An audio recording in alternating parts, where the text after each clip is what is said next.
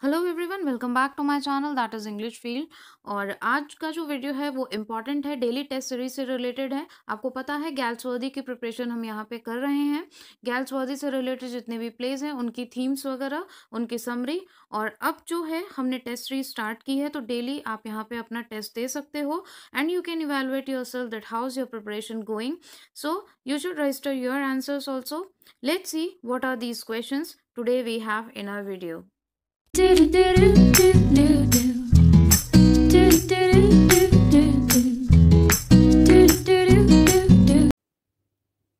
So let's see our first question. Which of the following plays is not written by Galsworthy? इनमें से, इन चारों में से गैल्सवर्दी ने कौन सा प्ले नहीं लिखा है? और साथ के साथ मैं आपको बता दूं, आप अपने आंसर्स भी रजिस्टर करते जाइएगा। डेली आपको टेस्ट सीरीज मिल रही है, तो आप खुद को भी जज करिए कि आपकी प्रिपरेशन कहाँ तक पहुँची है और कैसी है। सो अपना आंसर भी आप देख लीजिएगा। और इसका करेक्ट आंसर मैं बता देती हूँ। D is the correct answer, A Doll's House. A Doll's House Galsworthy का नहीं है। Next, The Little Man written by Galsworthy is a या फिर एन? क्या है वो The Little Man? Very important question. It is one act play. ठीक है, हमेशा आता है इन द सेंस कि बहुत ही इंपॉर्टेंट क्वेश्चन है, तो ये रिपीटेड क्वेश्चन है। 2010 में आ भी चुका है। वन एक्ट प्ले से क्वेश्चन आ सकता है। Little man is a one act play.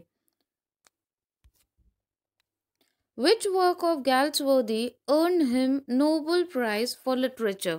ठीक है, कौन सा ऐसा वर्क था गैल्सवर्दी का जिसकी ही वजह से उनको नोबेल प्राइज मिला था लिटरेचर के लिए? तो the foresight saga was that work and it is very important. इनका मास्टरपीस भी है। फोरसाइट सागा ही वो वर्क है इनका। Now, the world is a fine place for those who go out to take it. There is lot of unknown stuff in it, yet the above lines are taken from. ये coat है और ये कौन से play से ली गई है, कौन से वर्क से ली गई है, ये आपको बताना है। A man of Devon, a man of Devon से ली गई है। A is the correct answer. They did not stop to love each other in this life. They were so sure they had all eternity to do it in. Love could never come to full fruition till it was destroyed. ठीक है, कोई fruitful result तब तक love का नहीं आ सकता जब तक कि वो पूरी तरीके से सफर ना कर ले। The above lines are taken from fraternity. अगर आपने फ्रैटर्निटी पढ़ा है तो इजीली आप इस कोट का आंसर दे सकते हैं कि ये कहाँ से थी। D is the correct answer. Mute scene and trial scene occur in the play. Mute scene और ट्रायल सीन कौन से प्ले में था? Of course justice.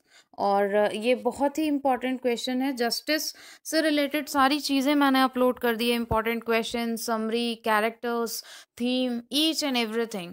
सो उससे तो कोई भी क्वेश्चन आता है तो आपका गलत नहीं होना चाहिए। अगर आपने नहीं देखा है वो वीडियो तो please go and watch, link is given in description box. The title of the play justice is, ये पॉइंट भी मैंने डिस्कस किए हैं वीडियो में, आयरॉनिकल है।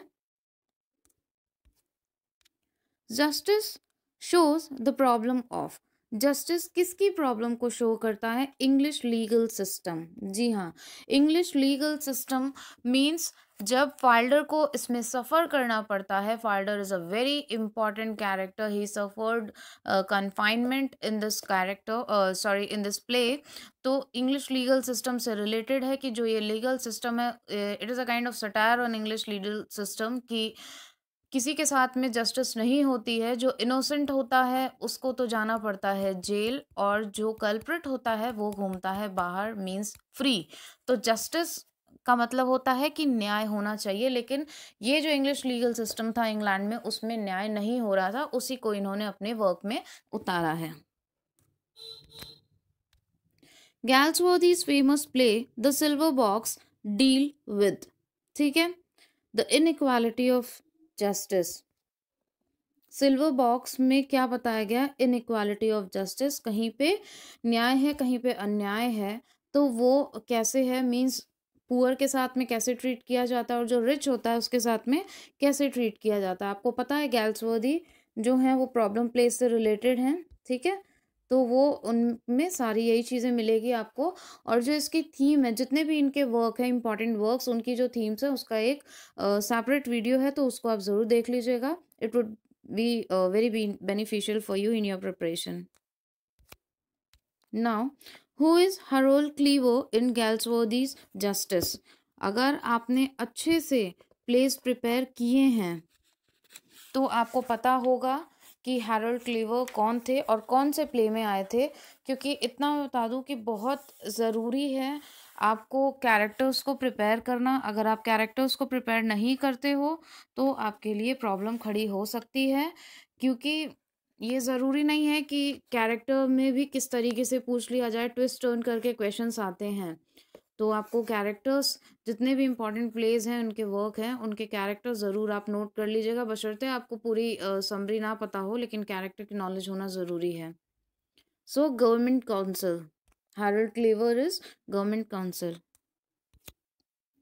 The real villain in Galsworthy plays are, Galsworthy के प्लेज में रियल विलन का रोल किसने प्ले किया है, मतलब ये किसी प्ले से सेंट्रलाइज क्वेश्चन नहीं है। The question is not from any of the play of और any of the work of Galsworthy. ये सारे प्लेस की बात हो रही है, जितने भी उनके प्लेज हैं उन्होंने लिखे हैं उसकी टोटल की बात हो रही है कि उनमें आपको क्या देखने को मिलता है।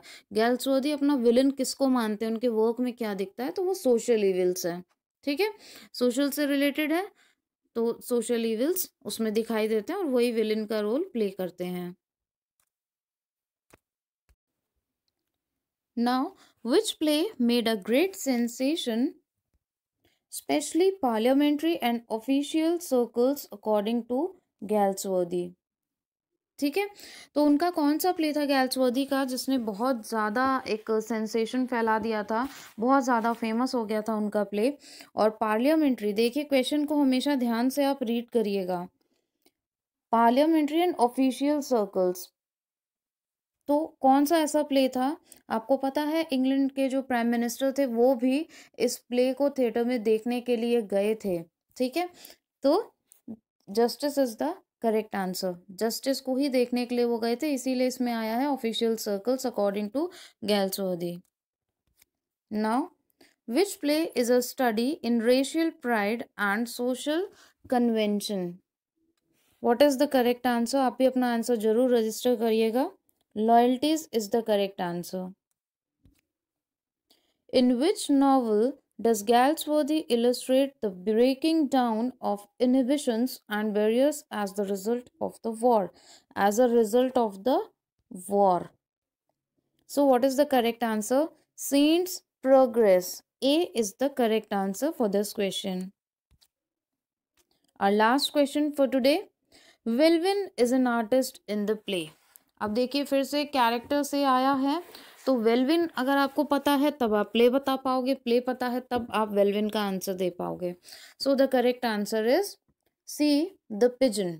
द पिजन भी इनका एक वर्क है, और सारे जितने भी वर्क हैं उनकी थीम आप ज़रूर जान लीजिएगा, क्योंकि उससे हेल्प होगी। अगर आपको एग्जैक्ट आंसर नहीं पता होगा तो भी आप उसकी कोटेशंस ट्रेस कर सकते हो, उसके कैरेक्टर्स ट्रेस कर सकते हैं, और उसके अकॉर्डिंगली अगर थीम दी हो तो वो क्वेश्चन भी आप इजीली अटेम्प्ट कर सकते हो। So these were the questions, and if you're visiting my channel for the first time, so please do subscribe and hit the bell icon so that यहाँ से कोई भी वीडियो पोस्ट होता है और जो डेली टेस्ट सीरीज चल रही है उसका नोटिफिकेशन आपको सबसे पहले मिल जाए। अगर आपको वीडियो थोड़ा सा भी हेल्पफुल लगा हो तो please hit a like button, because उससे एनकरेजमेंट मिलता है और भी इन्फॉर्मेटिव वीडियोज़ बनाने के लिए। And if you have any of the problem और related to syllabus, then you can comment in comment box, or you want me to explain any topic, then also you can comment in comment box. Surely I'll see your request and I'll upload the video accordingly. और अगर आप ईमानदारी से अपना test देते हैं तो daily जो टेस्ट सीरीज आ रही है उसको फॉलो करके आप खुद को जज भी कर सकते हैं, बिकॉज मैं तो उसमें आंसर्स भी बताती हूँ, तो आपको थोड़ी सी ऑनेस्टी दिखानी पड़ेगी and you can evaluate your self. Don't forget to give your feedback, because feedback is really very important. This channel is designed for you, so we should know what you like and what are the problems you're facing to complete your syllabus. So please do comment in comment box after completion of Galsworthy which writers question series you want to see. Thank you so much for watching. Thank you so much for your support and giving your precious time.